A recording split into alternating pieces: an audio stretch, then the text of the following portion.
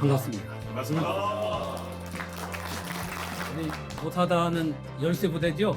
네. 과거에 저는 이렇게 우리 오사단에 대한 긍지를 표현했습니다. 우리는 수도권을 지키는 열쇠다. 그 열쇠가 고장이 났거나 열쇠가 열려지면은 나라가 위태롭다. 그런 자긍심을 가지고 우리는 군생활에 임해야 한다. 바로 이 자리에서 그렇게 정훈교육을 실시를 했습니다. 병사들뿐만 아니라 장교들을 대상으로 당신은 육군단 전체 그 정상입니다 모아놓고도 한 기억이 납니다. 이제는 수도권을 지키는 그 열쇠에서 평화의 문을 여는 열쇠로 우리 오사단이 나가야 한다. 아, 감사합니다. 감회가 새롭다고 표현하기는 좀 부족할 것 같습니다. 저는 항상 오사단에서 근무했던 열쇠 부대원으로서 근무했던 게 일생에서 항상 늘에 있고 그 당시 철책에서 근무하고 GP까지 들어가서 하루 자비도 했습니다. 영사기를 메고 들어가서 영화도 산행하고 이 좋은 장교 역할입니다. 이 44년의 세월을 뛰어넘어서 오늘 제가 오면서 이쪽 산화를 보니까 산화는 그대로 있어요. 다만 그 당시 같이 근무했던 전우들, 같이 했던 그 공간은 좀 변하고 있습니다. 노병은 죽지 않았습니다. 사라졌다가 다시 왔다.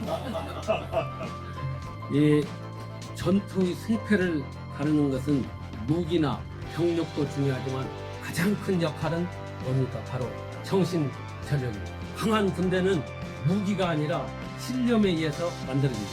정신전력은 단순한 사기나 군기를 뛰어넘습니다. 우리 헌법이 지향하는 자유와 정의 그리고 공동체에 대한 책임을 우리 모두가 얼마나 깊이 있게 인식하고 실천해야 하는 문제와 직결이 됩니다. 우리 군이 지키는 것은 대한민국의 단순한 영토가 아닙니다. 자유로운 대한민국의 헌법적 가치입니다. 대한민국이 어떤 나라여야 하는가를 지키는 겁니다. 헌법의 기본 가치, 질서와 국민의 자유를 지킨다는 바로 그게 우리 그 인맥이다. 현대전의 양상은 첨단 무기에 의해서 사이버전, 심리전, 정보전 그 중요성이 점차 부각되고 그 방향으로 변하고 있습니다. 그러나 변치 않는 것은 바로 정신전력입니다. 오히려 더 필요하다고 봅니다. 그런 점에서 오늘 제가 정신전력의 중요성을 강조하는 것은 44년 전 그대로 그 마음가짐으로 여러분한테도 강조를 하고 아무리 지나치게 제가 여기서 중요성을 강조해도 저는 지나치지 않다고 다시 말씀을 드리고 싶습니다. 제 정신전력 오늘 특강의 의미는 바로 여기에 찾고 있습니다. 이 고전적 의미에서 실무적 차원에서 정신전력을 정의하고 하나하나에 대해서 많은 그 설명을 저도 하고 지금도 기억에 남아있습니다. 국방부에 남아있는 아마 군기에 관련된 처서는 제가 그때 정신전력과로 가서 쓴 기억이 납니다. 우리가 정신전력 하면은 핵심 요소로서 군인이 지녀야 할 실력, 의지, 행동, 태도 등을 일컫고 정신전력의 구성 요소로서는 국가관, 가치관, 이건 안보관이 포함됩니다. 그리고 사명감, 이건 군인정신입니다. 용기와 책임과 충성과 명예, 이런 등등이 결합해서 군인정신을 이루는 정신전력의 요소다. 이렇게 아마 여러분들도 학습을 한 기억이 날 겁니다.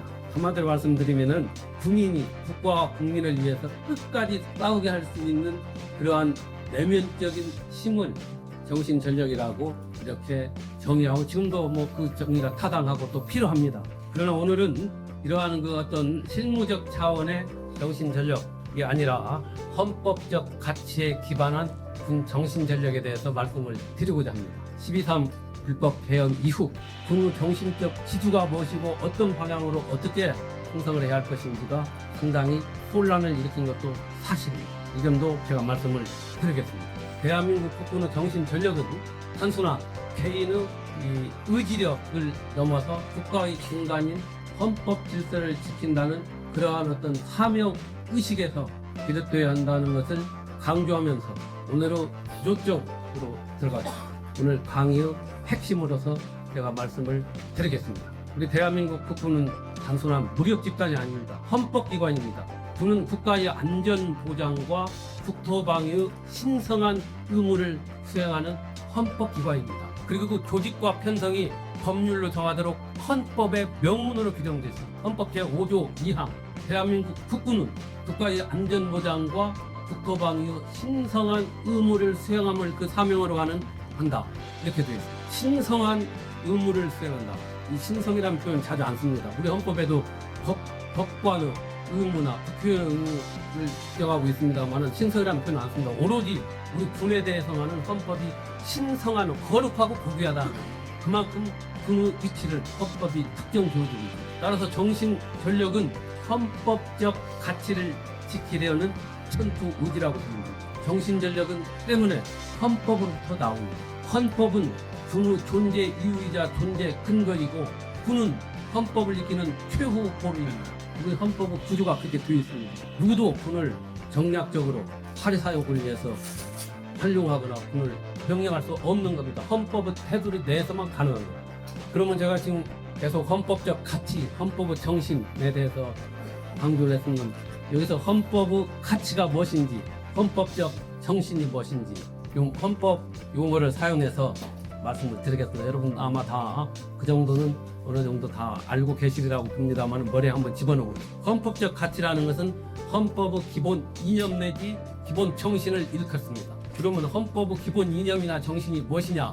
우리 헌법은 정치 사회적으로는 자유민주주의를 채택하고 있습니다. 그리고 경제적으로는 자유시장경제주의를 채택하고 있습니다. 이 양 이념을 달성하기 위한 수단으로서 법치주의를 선언하고 있습니다. 적법 절차를 핵심으로 하는 법치주의입니다. 이거 하나하나 설명하기로 하면 한이 없고 여러분들 다 알고 계시기 때문에 원칙만 제가 말씀드립니다. 그리고 헌법이 이러한 이념과 수단에 의해서 달성하려고 하는 최고의 목표는 뭡니까?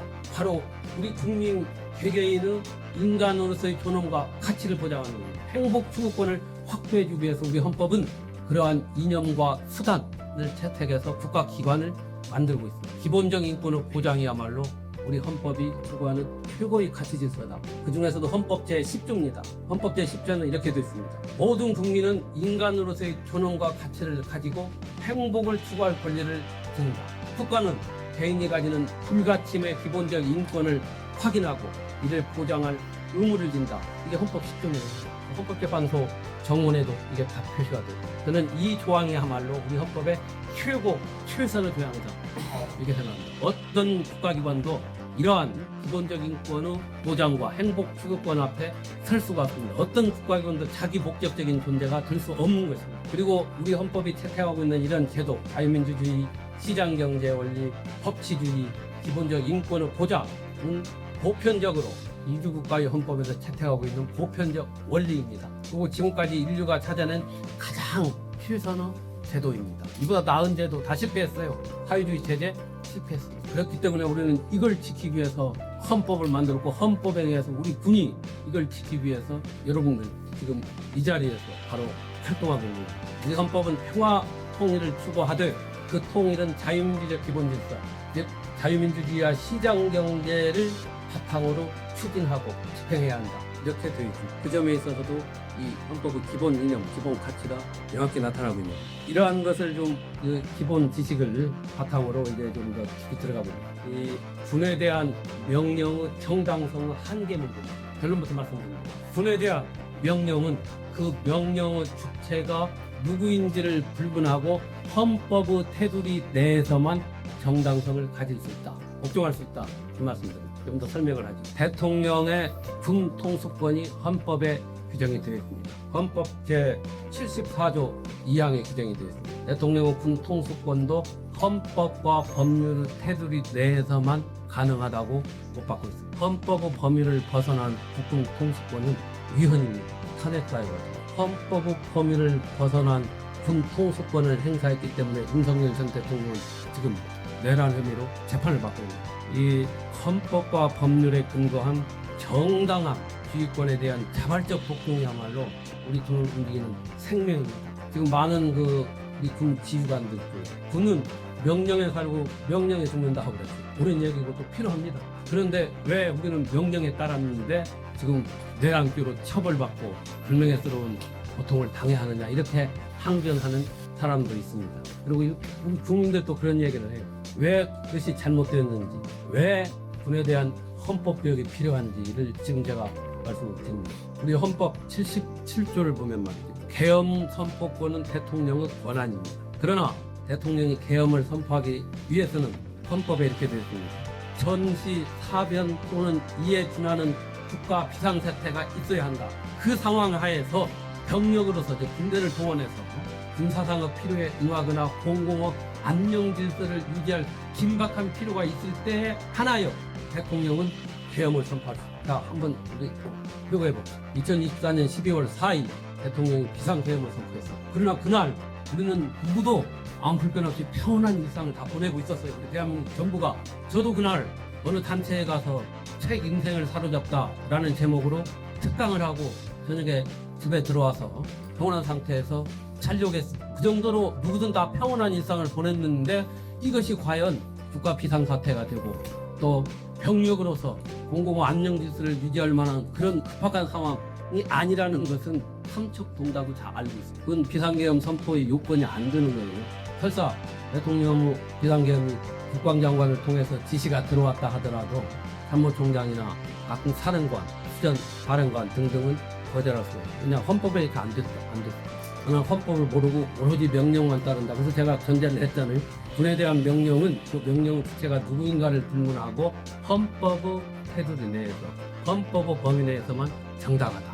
좀 깊이 들어가니까 좀 이게 좀 약간 좀 예민한 문제가 제가 탓을 하는 거면 이건 필요합니다. 다시는 그런 일이 없도록 하기 위해서. 저는 그때 이런 얘기를 했어요. 그 당시 계엄 움직임이 있다 이런 게 야당으로서 흘러나오겠습니다만은 저는 계엄은 절대 있을 수 없다.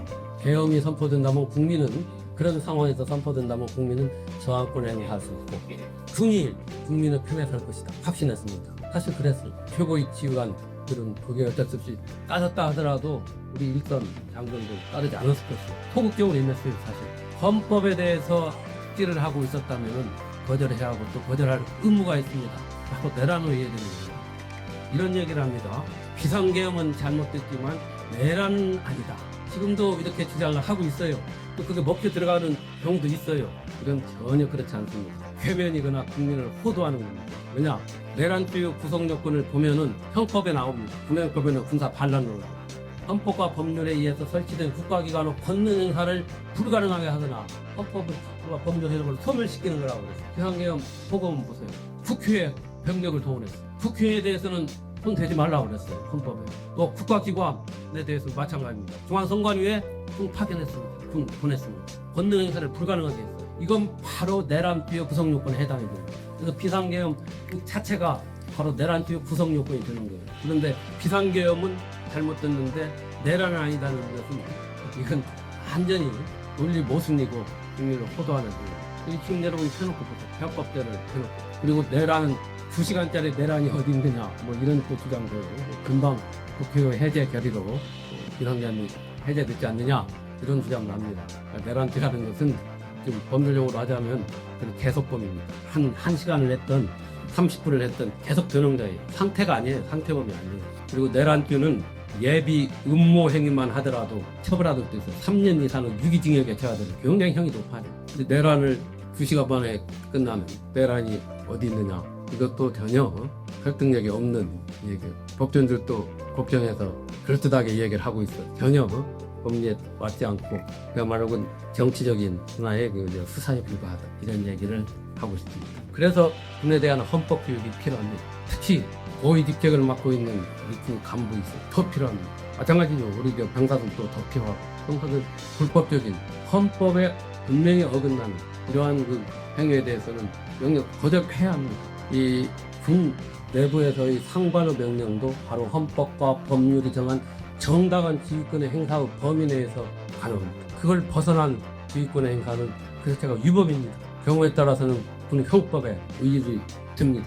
또 하나 이제 말씀드릴 것은 아까도 좀 했습니다만은 우리 군은 특정 권력이나 특정 개인에 대한 충성을 해서는 안 되고 오로지 헌법에 충성해야 합니다. 헌법에 봉사해야 합니다. 헌법 1조, 5조, 7조 나와 있습니다. 주권자인 국민의 안위를 지키겠다는 민주적 충성심, 헌법에 대한 충성입니다. 군의 정치적 중립성은 절대적입니다. 이 공무원의 지적 중립성은 법률이 정하는 바에 의해서 보장을 든다고 헌법에 그렇게 나와 있어요. 헌법 제 7조 이하는. 그러나 군에 대한 정치적 중립성을 헌법에 이렇게 되어 있습니다. 군우 정치적 중립성은 보장된다로 아예 못 박아놨습니다. 5조 2항에. 군은 어떤 경우에도 정치적 중립을 해야 합니다. 누구도 그 정치적 중립을 해치는, 훼손하는, 폄훼하는 이걸 할 수가 없습니다. 이 조항은 현행 8차 개정 헌법에서 처음으로 들어가요. 지금 현행 헌법. 그 정치적 중립성은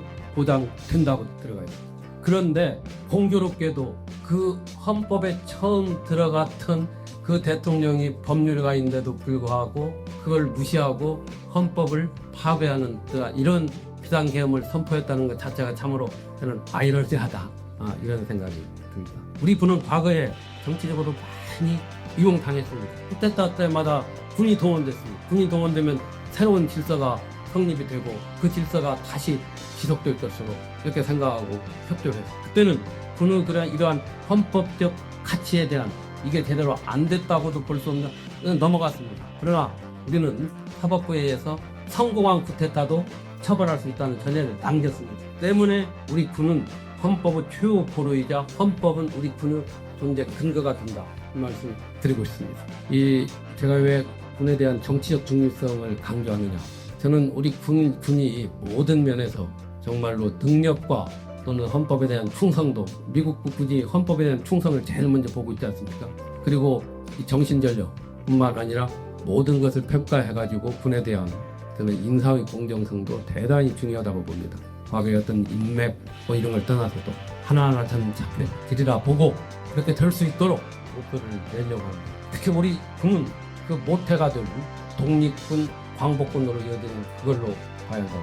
더 나아가서는 일제에서 강제 해산된 군대가 다시 의병으로 됐고 그 의병이 독립군과 광복군으로 이어지는 그 맥락에서 우리 군의 모태 그 정신을 이어가야 한다고 봅니다. 물론 우리 지금 남조선 국방경비대 1946년에 열렸던 이걸 군의 효시를 보고 우리 군의 효시를 봅니다만은 저는 그렇게 보는 것 자체가 이제는 고쳐져야 한다. 여기에 대해서는 아마 진영 논리의 입각에서 상당히 논쟁이 있을 것이라고 봅니다. 그러나 저는 헌법적 차원에서도 그렇게 봐야 합니다. 저를 한간에서는 보수다 이렇게 분류하면 저는 그걸 떠나서 제가 봉사하고 있는 건 저는 헌법주의자라고 봅니다. 오로지 헌법 하나의 그 어떤 가치 기준에 의해서 누구를 불문하고 거기에 어긋나면은 저는 목소리를 냈습니다.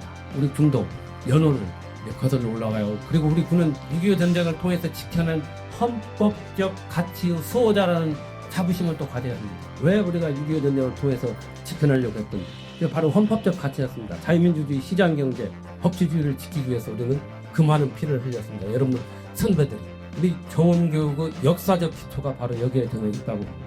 저는 국민통합위원장에 취임해서 국민통합의 방향으로서 목표로서 두 가지를 제가 정했습니다. 첫째는 제가 가지고 있는 다름과 차이를 인정하면서 그 바탕에서 공동의 목표, 공존을 위해서 함께 갈 수 있는 길을 찾자. 두 번째는 헌법적 가치를 바로 세우는 일에서 시작하자. 이 헌법적 가치는 뭡니까? 관용. 이 관용이라는 것은 다름과 차이를 인정하면서 함께 가는 겁니다. 관용과 진실, 진영 논리와 특정 편향에 가려진 그걸 걸어내고 그 진실을 그러면서도 우리는 자제의 정신을 발휘하자. 관용과 진실, 자제의 정신에 입각한 이게 공동체 정신입니다. 그 공동체 정신을 아까 말씀드린 헌법적 가치로서 회복하자. 다양한 이념과 가치관을 가진 대한민국 국민이 합의할 수 있는 기본 텍스트는 저는 헌법이라고 봅니다. 헌법은 아까 그런 이념, 가치관 같이 갈 수 있습니다. 미국의 오바마 전 대통령이 이런 얘기를 했습니다. 진보 보수를 막론하고 미국에 있는 어떤 사람도 우리는 헌법 아래에서는 하나의 길로 가야 합니다. 저도 그렇게 봅니다. 지금 우리 사회가 여러 가지 면에서 사회적 갈등과 분열 현상이 계속 치유되지 않고 확대 대상되고 하는 그런 면에서 정말 안타깝고 저 자신 국민통합위원장으로서도 책임을 공감하고 있습니다. 이제 사회의 정치적 갈등, 경제적 격차, 사회적 비근격 등등이 이제는 관용과 진실이라는 그 공동체 정신으로 하나하나 같은 태도전대로 들어올 수 있다 이렇게 생각합니다. 통합하니까 이걸 하나의 틀로 옛날에 국민 총화 이런 것처럼 같이 가는 게 아닙니다. 각자 가진 그 길을 가되 공동체의 목표를 위해서 힘을 합칠 때는 합치고 서로 저기를 뚫지 말자는 거예요.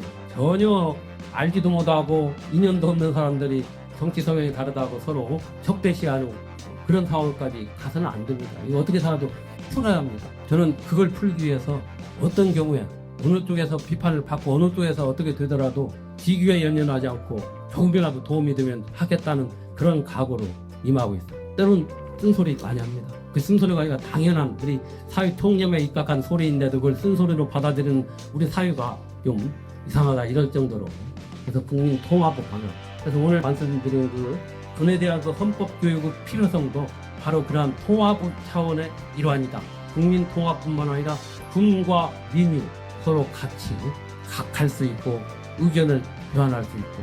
제가 깜짝 놀란 것은 12.3 비상계엄 때 국회에 투입된 우리 군병력, 병사들 한 박수 쳤습니다. 굉장히 소극적으로 알기 때문에 그런 어떤 한마음 헌법적 가치 앞에서는 어느 누구도 예외일 수 없다. 그리고 헌법적 기본 가치를 침해하려는 나는 누구를 막론하고 우리 헌법에 대한 반대입니다. 저는 이렇게 보면서 우리 군에서 그게 필요하고 또는 앞으로 더 그런 방향으로 정신전력이 보강되어야 한다 말씀을 드리고 싶습니다. 우리 군은 군복 입은 민주시민입니다. 군복 입은 민주시민이고 군복 입은 헌법적 가치, 헌법 수호자로서의 역할을 해야 합니다. 따라서 국민으로서의 지위 그리고 국민이라는 공직자로서의 지위도 여러분 가지고 있습니다. 국민으로서의 인간의 존엄과 가치는 어느 누구도 침해할 수 없는 가장 최상의 가치이기 때문에 우리 군에서도 이건 존중이 돼야 하고 반드시 최고의 가치로서 무대를 받아야 합니다. 그리고 공직자로서 우리 군은 국민 전체에 대한 봉사자로서의 의무가 있습니다. 그리고 공직자가 가지고 있는 정치적 중립성이 또 별도로 마련되어 있습니다. 그리고 아까 말씀드린 절대적인 차원에서의 정치적 중립성은 군은 견지를 해야 합니다. 다만 우리 군은 공무원으로서 공직자로서 이 또 하나의 특수한 지위에 있고요. 우리 군인의 지위 및 복무에 관한 기본법 여러분 많이 들어봤지요? 군인 복무 기본법 여기에 어떻게 하고 하는 게 자세히 나와 있어요. 아마 정교육에서도 우리 지휘관 교육에서도 숙지했으리라고 봅니다. 그리고 군 인사법 또 여러분은 특수한 그런 지위이기 때문에 범죄에 대해서는 군 형법이 적용되고 이건 우리 군에게만 적용되는 특수한 지위에서 나오는 겁니다. 제가 오늘 뭐 이런 점에 대해서는 긴 얘기를 안 해도 일반 정문교육에서 이미 다 나와 있고 또 입대한 날부터 여러분 아마 들었을 거예요. 어떻게 알아?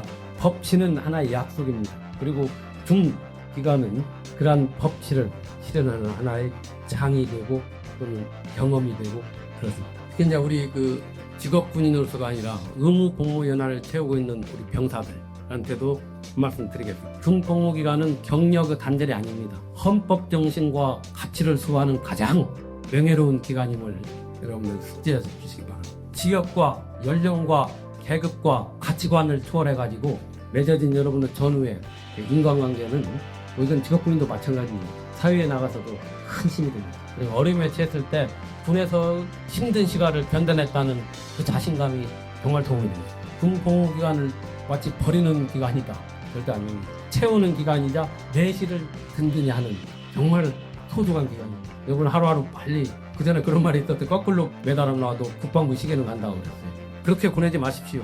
얼마나 소중합니까? 오늘 저한테 교육받은 것도 다 기억에 남을 수 다 있습니다. 그리고 또 지금은 군 의무복무기간이 1년 8개월입니까? 1년 6개월이에요. 1년 6개월 18개월이겠다. 그러니까요. 예. 18개월이니까 1년 그렇습니다.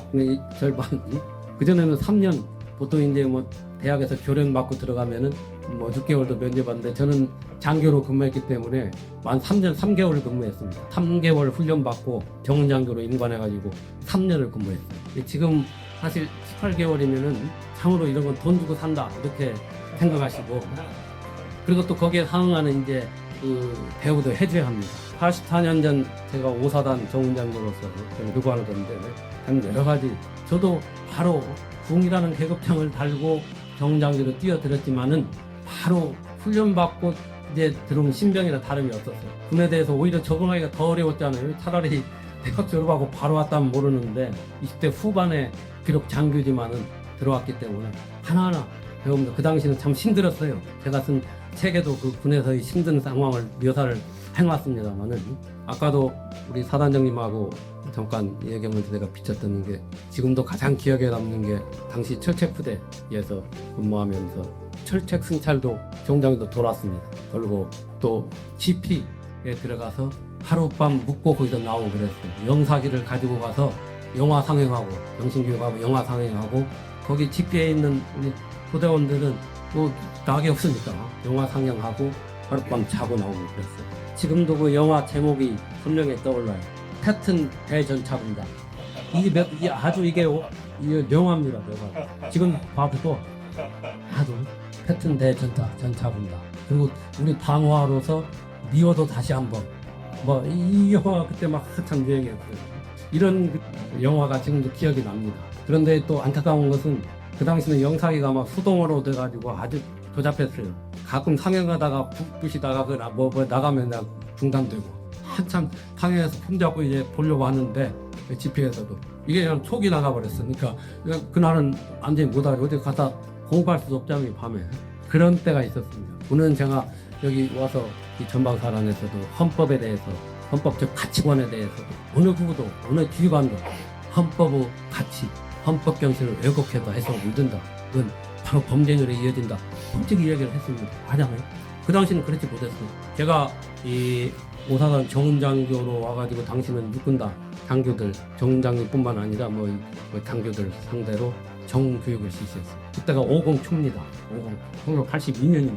50초 탈북하면서 뭐 하여튼 그 당시 50이 집권해가지고 사회 전체가 그때 제가 이제 헌법을 전공했으니까 종장이면서 헌법 강의를 하라. 50 헌법에 대해서 잘 좀 설명하고 뭐 이렇게 헌법 전선을 강조하라.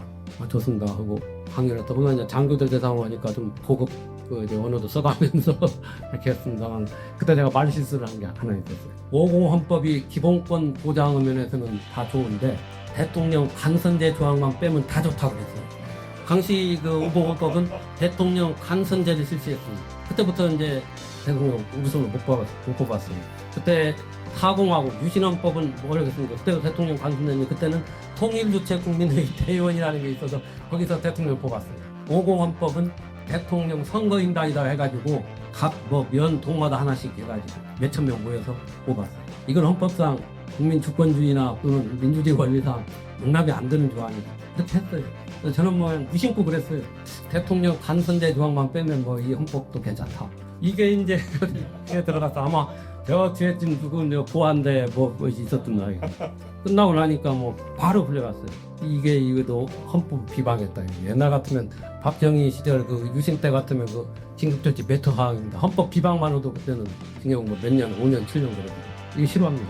그 가니까 이 헌법을 비방했다고.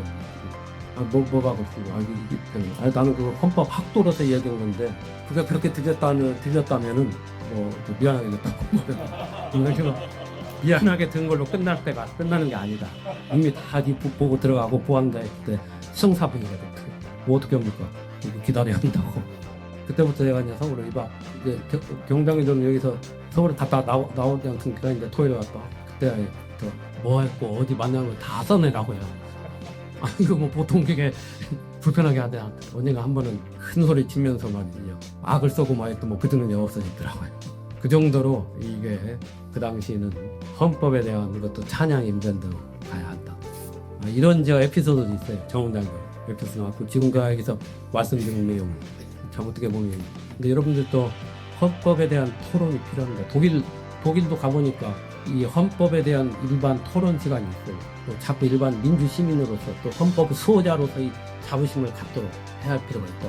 다시 한번 여러분은 군복 입은 민주 시민으로서 자부심을 가지십시오. 그리고 군복 입은 헌법 수호자로서의 자긍심도 가지십시오. 그리고 국민에게 신뢰받는 존재로서의 자신감, 이에 바탕한 군인 정신, 군사 행동이야말로 국가를 수호하고 헌법을 지키는 길입니다. 그것이 바로 헌법적 가치에 기반한 정신적 요체입니다. 그리고 존경하는 우리 오사단 10시포 대창정 여러분, 이제 여러분들이 든 총이 과거에는 수도권을 지키는 그 열쇠 일단은 문이 되었습니다. 그러나 이제는 평화군을 여는 열쇠가 되어야 합니다. 그리고 여러분의 가슴에 담긴 이 헌법 정신은 우리의 미래의 문을 여는 열쇠로 되어야 합니다. 고맙습니다. 안녕.